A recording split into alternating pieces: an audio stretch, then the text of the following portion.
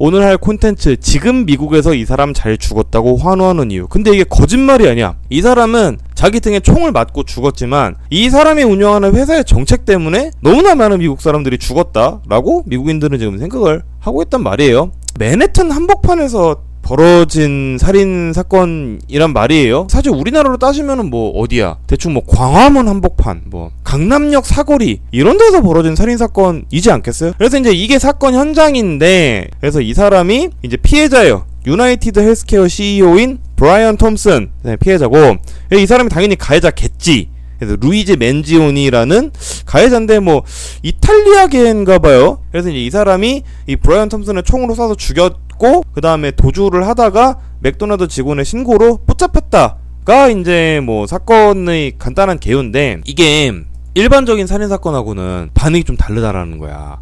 그러니까 이 보험사 CEO는 본인이 난데없이 길 가다가 총을 맞아 죽었는데 아무도 이 사람을 동정을 하지 않는다라는 거죠. 그에 비해서 이 가해자인 이 루이지 맨지오니는 굉장히 이제 영웅 대접을 받고 있다라는 건데, 심지어 이게 그냥 뭐 인터넷 댓글로 뭐 막 이 CEO는 나쁜 놈, 뭐 죽어도 싸다, 맨지오니 우리 영웅, 이렇게 끝나는 게 아니고 진영을 안 가리고 미국 전체에서 이 대결이 벌어지는 중이에요. 지금 대결. 그냥 단순히 댓글에서 이 죽은 CEO가 욕을 먹는다 끝나는 게 아니야. 그래서 이게 실제로 그 뭐 미국의 뭐 공화당 진영이 됐든 뭐 민주당 진영이 됐든 좀 유명한 사람들 있잖아요. 그런 유명한 사람들은 어떻게 얘기를 하냐면은, 아니 아무리 그렇다고 할지라도 뭐 사람을 총으로 쏴서 죽이는 게 말이 되냐, 약간 이런 식으로 얘기를 하는데, 오히려 그 사람들이 자기 구독자들한테도 굉장한 저항에 부딪히는 지금 그런 상황이 벌어지고 있어요. 그래서 이 평범한 사람들의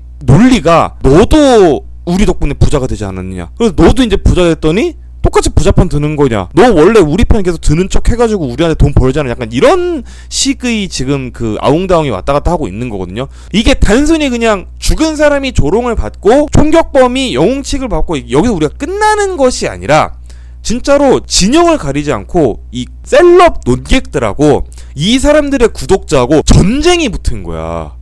이게 진짜 굉장히 특이한 현상인 거거든요. 가해자가 심지어 흑수저였으면 조금 더 납득할 만한 서사가 있었겠지. 근데 가해자는 부유층이야. 심지어 실리콘밸리 엔지니어였어요. 여러분들, 그 실리콘밸리 엔지니어는 굉장히 월급을 많이 받을 거 아니에요. 그 정도로 돈이 많은데도 보험료에 그 불만을 가지고 보험회사 CEO를 총으로 쏴서 죽였단 말입니다. 진짜 영화 같은 일이 생긴 게, 이 인터넷에 있는 이 가해자의 지지자들이 진짜 여기 이거 V4 벤데타라는 영화 한 장면인데, 가해자랑 비슷한 그 후드티 같은 거 둘러쓰고 막 자기네들이 다녀서 수사 혼란을 유도를 실제로 한 정황이 지금 포착이 되고 있습니다. 근데 문제는 이제 우리가 여기까지 봤으면 또 생각할 수 있지. 근데 그거 뭐 그냥 약간 뭐 인터넷에서 그냥 댓글 다는 뭐 그런 애들이 막 이렇게 하는 거지, 뭐 실제 여론은 좀 다른 거 아니야. 실제로는 좀 다르긴 한데, 사실 저는 이 사건에 대한 여론조사 두 건을 보고 진짜 충격받았어요. 에머슨 칼리지라는 이제 미국의 그 여론조사 전문으로 하는 대학원이 하나 있어요. 여기서 12월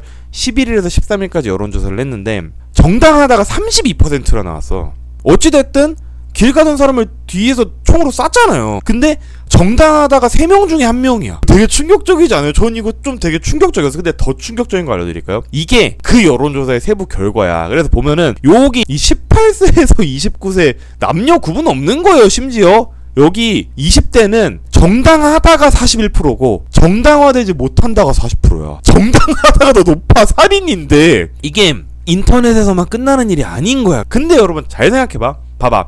이 19%의 뉴트럴 있잖아요. 이 19%의 뉴트럴. 이 사람들은 정당하다고 생각하는 사람들일까? 아니면은 정당하지 않다고 생각하는 사람들일까? 이 살인이. 저는 이 19%는 이 살인이 정당하다고 생각하는 사람들이라고 봐요. 그냥 대답 안 하는 거야. 제가 볼 땐 그래요. 그러니까 샤이 트럼프 존재 같은 사람들인 거지. 그래서 저는 이게 이렇게 생각합니다. 영화 조커가 현실에도 재현된 거야. 일단 첫 번째, 상류층을 겨냥한 범죄인데 굉장히 지금 옹호를 받고 있어요. 그 다음에 두 번째, 상당수의 대중이 범죄자에게 동조를 합니다. 그리고 현존하는 시스템 자체를 아예 그냥 부정하는 거야. 자, 근데 그러면은 또 여러분들은 또 궁금할 수 있지.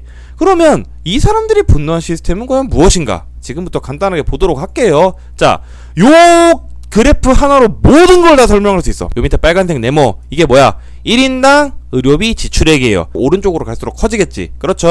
그리고 여기 Y축 여기가 기대 수명이야. 그러면은 요 위로 올라갈수록 높겠지. 대부분의 나라들이 정도의 차이는 있지만 대충 요 안에 다 들어와 있어. 근데 미국 혼자 어디 있다? 여기 있다. 그냥 이거 하나로 다 설명할 수 있어요. 미국은 전 세계에서 1인당 의료비 지출액이 제일 많아. 근데 문제는 그렇게 많은 돈을 쓰고도 평균 수명은 한국보다 3살이 딸리고. 그러니까 이게 그냥 말이 그렇다라는 거지. 미국의 기대 수명은 그냥 선진국 중에 꼴찌예요. 그래서 미국은 전 세계에서 제일 나쁜 의료 제도를 갖고 있어요. 그러니까 의료의 질이 나쁜 게 아니야. 제도가 나쁜 거예요. 아니 그럼 미국은 공공의료보험이 없나요? 없어요. 그러니까 엄밀히 따지면 일반인 대상 전 국민을 커버리지하는 공공의료보험은 없다라고 보면 됩니다. 근데 오바마 케어가 있지 않습니까? 오바마 케어는 한국 건보제도랑은 조금 다른 제도고 한국의 자동차 보험하고 비슷한 제도예요. 왜 그러냐면 그러니까 전 국민 공공의료보험 제도가 아니라 사보험을 선택적으로 의무가입하되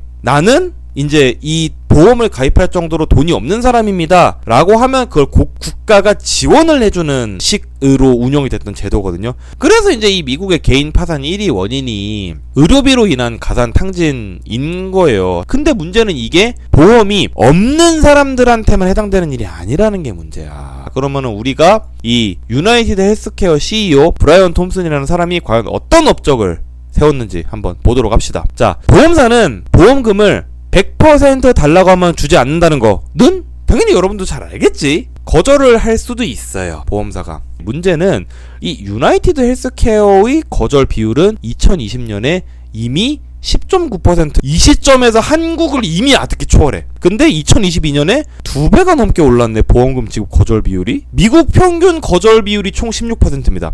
이걸 이 시점에서 이제 넘어가. 자, 여러분들 충격받지 마십시오. 작년에 30% 넘었어요. 근데 문제는 이 회사가 미국에서 점유율 1위입니다. 그래서 이 브라이언 톰슨 이 사람이 총을 맞고 죽었잖아요. 그래서 미국 애들이 이 사람한테 뭐라고 얘기하는 줄 알아요? 브라이언 톰슨은 머리에 총을 맞고 죽은 게 아니다. 머리에 총알이 박혀있는 기저질환이 있었을 뿐이다라고 얘기를 하는데 실제로 보험금 지급 거절 때문에 미국에서 1년에 6만 8천 명이 죽습니다. 그만큼의 인구가 단지 보험금을 못 받는 이유로 죽는 거야, 미국에서는. 근데 우리 브라이언 톰슨의 업적 또 하나 또 알아보자는 거예요. 봐봐. 여러분, 통계에 따르면 유나이티드 헬스케어의 보험 가입자 수는 대충 5천만 명 정도가 됩니다. 미국 인구의 15% 정도가 되죠. 근데 이 회사의 지급 거절률은 타사의 2배가 넘는다는 사실을 우리는 잊어서는 안 된다라는 거지. 그러면 이 사람은 이 6만 8천 킬 중에 몇 킬의 책임이 있는 걸까? 그러면은 그 1데스에 대해서 미국 사람들이 이러는 거를 과연 우리가 도덕률에 근거해서 뭐라 할 수 있는가? 저는 그런 생각을 실제로 했습니다. 근데 이게 보험사들의 잘못인가? 나는 솔직히 그렇게 생각을 안 합니다. 왜냐? 경쟁이 너무 극심하잖아, 미국이. 보험사들이. 그러면은 경쟁이 너무 격심하니까 당연히 가격이 점점 낮아지고 뭐 이렇게 될 수밖에 없죠. 그럼 이익률이 낮아지지. 그러면 회사들은 어떻게 돼? 비용 절감 방법을 찾을 수밖에 없지. 경쟁이 심해지면 가격만 내려가나요? 자, 이거 믿는 흑우 아직 있습니까? 우리나라에서. 이 통사 수입은 남아요. 올해도 조 단위로 남을 거야. 내년에 요금 내립니까? 안 내리지. 경쟁이 심해지면 가격이 내려갈 수도 있지만 줄 돈을 안 주는 방법을 찾을 수도 있는 거야. 그러니까 전 미국인들을 흑우로 삼은 거지. 그러니까 또 뭐 이렇게 얘기하면은 또 나중에 댓글 달린다. 어떻게 뭐 단통법이랑 미국의 의료 제도가 똑같습니까? 항상 보면 이렇게 웃자고 하는 얘기에 죽자고. Anyway, 사실 브라이언 톰슨의 자연사 뒤에는 결국 미국의 의료 민영화가 있다라는 겁니다. 근데 한국도 결국 이 문제에서 크게 자유로운가? 저는 잘 모르겠어요. 저는 사실 우리나라도 앞으로 계속 직면할 수 있는 그런 문제라고 생각을 하죠. 이 민영화라는 거에 대해서. 왜냐면 실제로 우리나라도 쿨타임만 차면 민영화 이슈가 올라오니까. 근데 봐봐요. 영국 철도 민영화 실패했어요. 실제로 다른 물가보다 철도 버스 요금이 더 많이 올랐고요. 필리핀 수도 민영화 실패했습니다. 실제로 가격이 민영화 전보다 5배 많이 올랐어요. 일본 1950년부터 전력 민영화 했지만 실제로 일본 전력 산업은 실패했다고 자기들이 인정을 했어요. 그래서 이 민영화에 대한 논쟁이 굉장히 사실 민감한 부분 중에 하나인데, 민영화는 실제로 실패 사례가 대단히 많습니다. 민영화 성공 사례는 그럼 없습니까?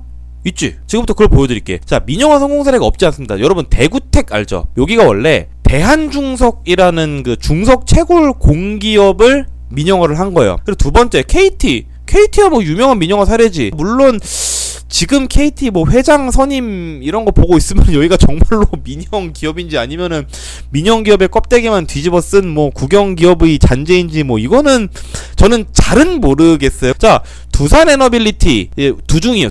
두산중공업. 여기는 한국중공업이라는 중공업 회사가 민영화를 했고요. 민영화가 다 실패냐? 잘 된 사례가 아예 없냐? 그렇진 않아요. 잘 된 사례도 있어. 근데 여러분들 잘 생각을 해봐요. 이 회사들의 공통점이 뭔지. 기본적으로 민영화를 시도해서 우리나라에 성공한 사례는 원래 민간에서 수익성이 입증이 됐던 걸 정부가 돈이 없으니까 독점을 하고 있다가 군사정권 끝나고 슬슬 민간에 풀어준 요런 느낌으로 우리가 생각을 해야 돼요. 생각을 해야 되는데 의료, 수도, 전력, 교통은 민영화하는 족족 실패한 거 맞아. 수도, 전력, 교통은 전 국민이 매일 쓰잖아. 수도 없이 많은 개별적인 소비자들이 매일매일 사용하는 시설은 유지보수 비용이 진짜 많이 들어갑니다. 진짜 많이 들어가요. 근데 만약에 저게 사기업이 돼. 그러면 정부가 무조건 매년 거액을 투자해서 이거 유지보수하라고 정부가 강요할 수 있어? 못해요. 그냥 그 기업의 자율에 맡겨야 돼. 그러면은 그 기업은 수익성을 내기 위해서 유지보수를 열심히 할까? 안 합니다. 그러니까 저는 민영화를 반대하는 게 아니에요. 민영화 할 만한 건 해야 돼. 근데 B2C인 사회 간접 자본은 유지보수하는데 거액을 투자하라고 강제할 수 없어요. 그렇기 때문에 기초 인프라는 정부 말고는 서비스 공급이 동기부여가 안 돼요.